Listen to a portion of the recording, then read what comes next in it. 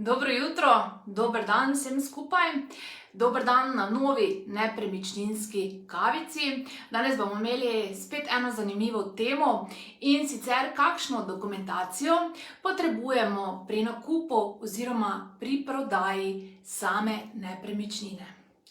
Za tiste, ki me še ne poznate, sem Mojca Žižek Mesarec in na nepremičninskem trgu zdaj delujem že aktivno, bom rekla, da 15 let.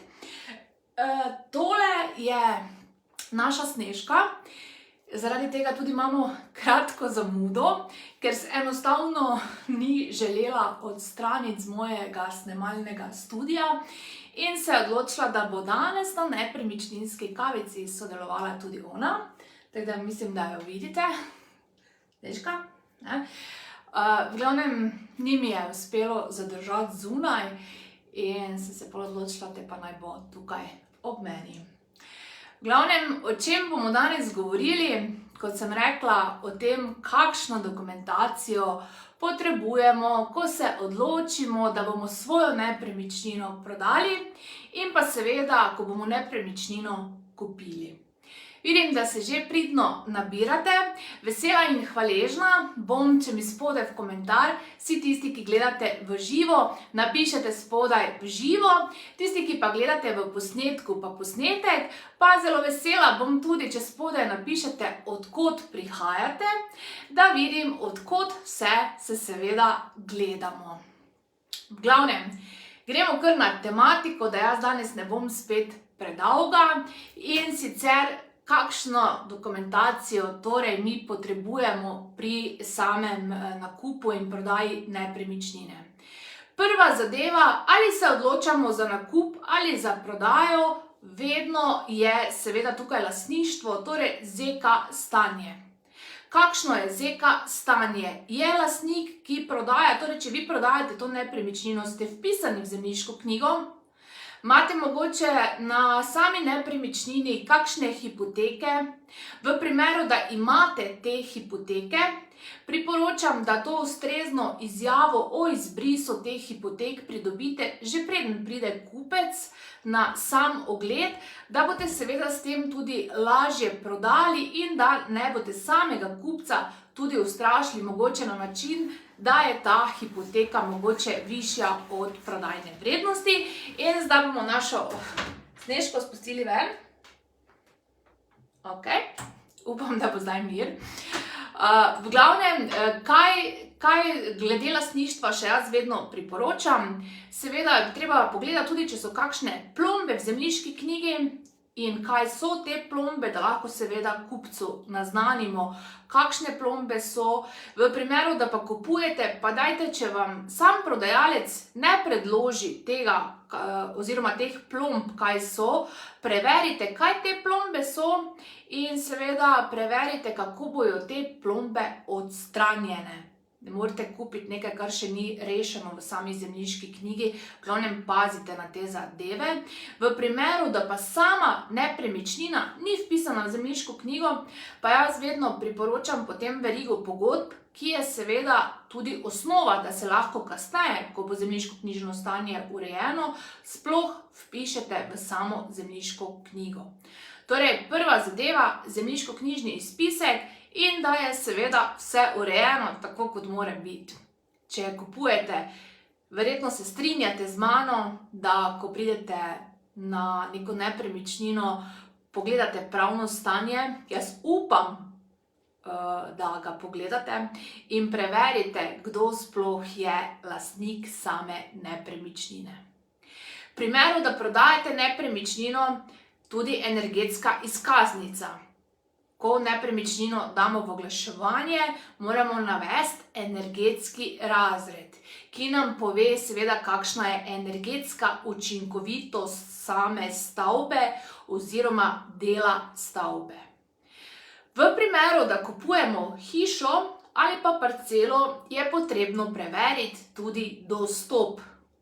Dostop velikokrat ljudje spregledajo in ponavadi, ko se začne pridobivati recimo pri parceli samo gradbeno dovoljenje, takrat komaj se ugotovi, da gradbenega dovoljenja ne morete dobiti, če ni pravno gledano urejen dostop.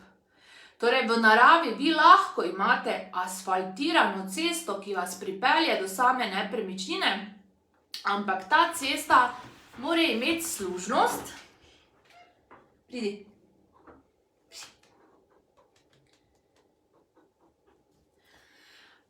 Ta cesta, Snežka, ta cesta torej mora imeti vpisano služnost. V primeru, da pa je občina notri, takrat pa je tako to javno dobro in je zadeva seveda urejena. Torej, če pa je v lasti ta cesta oziroma ta parcela, ki pripelje do same nepremičnine, v lasti neke fizične osebe, pa mora biti seveda vpisana notri služnost, da se vi lahko pripeljete sploh do svoje nepremičnine. V primeru, da kupujete parcelo, vedno potrebujete tudi lokacijsko informacijo za gradnjo. Z njo boste ugotovili, kaj sploh lahko na določeni parceli gradite. In seveda ne samo, kaj lahko gradite, ampak tudi notri je navedeno, ali mora biti streha dvokapnica. Dostikrat so neke želje, da bi imeli ravno streho, recimo. Ravne strehe ne morete imeti, če je v lokacijski informaciji navedeno, da mora biti dvokapnica. Teda lokacijska informacija v njej tudi piše, ali je lahko, kakšna je etažnost same hiše, ali pa recimo, da lahko na parceli gradite dvojčka, trojčka in tako dalje. Teda preglejte lokacijsko informacijo dobro. In lahko imate tudi navedeno, da je stavbno zemljišče, pa v resnici na njem ne morete graditi. Teda zadeva pri nakupu parcele še posebej preveriti dostop in lokacijsko informacijo. Če pa boste seveda parcelo prodali, pa je pri overitvi potrebno potrdilo o namenski rabi same parcele. Naslednja zadeva, jaz sem si malo napisala, da ne bom kaj pozabila. In sicer, če je kmetijsko zemljišče, morate biti spet pazljivi. Zakaj? Ker tukaj ni nujno, da boste to kmetijsko zemljišče vi tudi dobili. V tem primeru mora iti ponudba na oglasno desko, viseti 30 dni in v tistih 30 dnevih se morate vi prijaviti na oglasno desko in ne samo prijaviti, lahko se vam zgodi, da se prijavi še kakšen drug predkupni upravičenec. Recimo, to so sosedi mejaši, mogoče nekdo, ki ima status samega kmeta, potem ima seveda, če vi nimate statusa kmeta, prednost pred vami, potem Republika Slovenija in tako dalje, to seveda so predkupne pravice po samem zakonu. Kadar pa kupujete recimo stanovanje, pa tudi morate paziti na določene predkupne pravice solastnikov. Kaj še mogoče od dokumentacije je fajn, da imamo? Ne fajn, ampak pri stanovanjih dostikrat se to pozabi, gradbeno in uporabno dovoljenje. Torej je priporočljivo, tudi če kupujete v bloku, ki stoji že 40 let, priporočljivo, da pridobite gradbeno in uporabno dovoljenje. Pri hiši pa je to seveda nujno. Rabimo gradbeno dovoljenje in uporabno dovoljenje, da seveda sploh vidimo, zakaj je uporabno dovoljenje.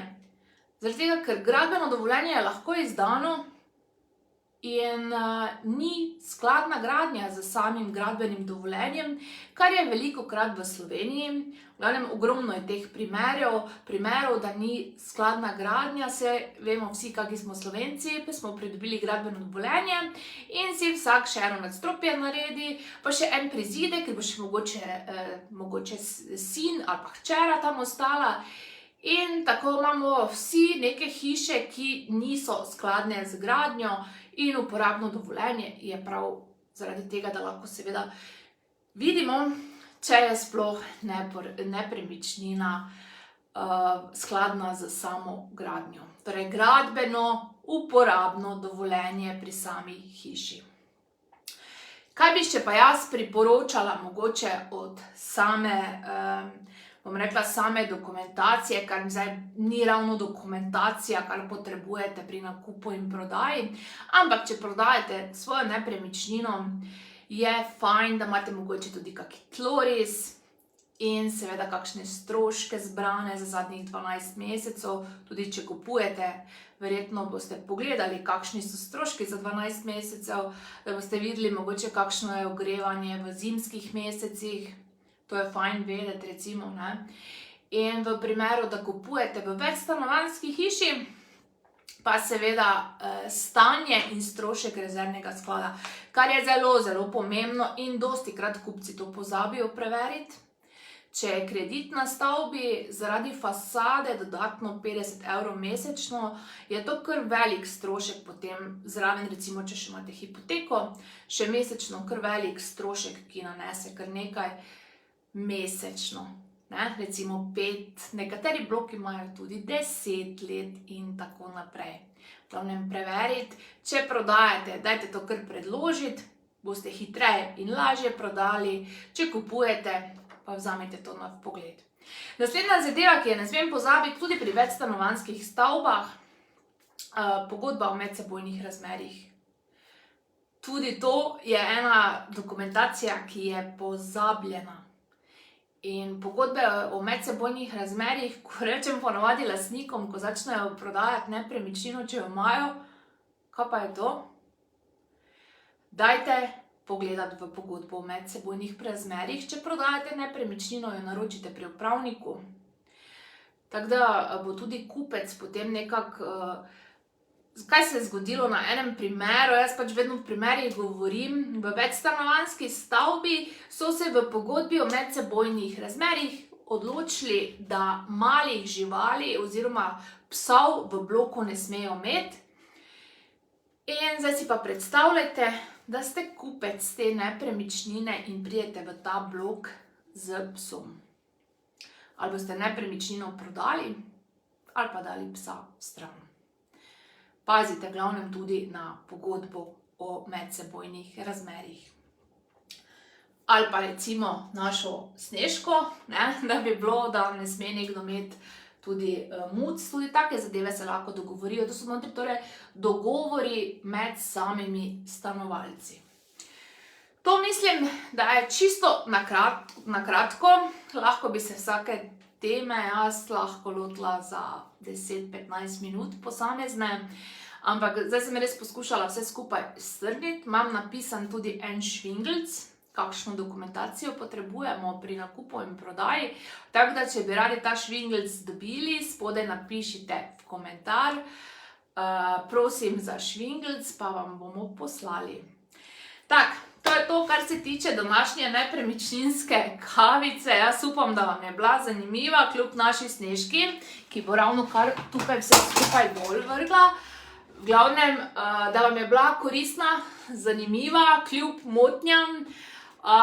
In vesela in hvaležna bom, če boste kavico lajkali, delili naprej, če boste napisali, če vam je bilo mogoče razumljivo. To pa je tudi vse. Jaz vam želim današnjo sredo sončno, čudovito, imejte se lepo, vsem skupaj. Čau, čau!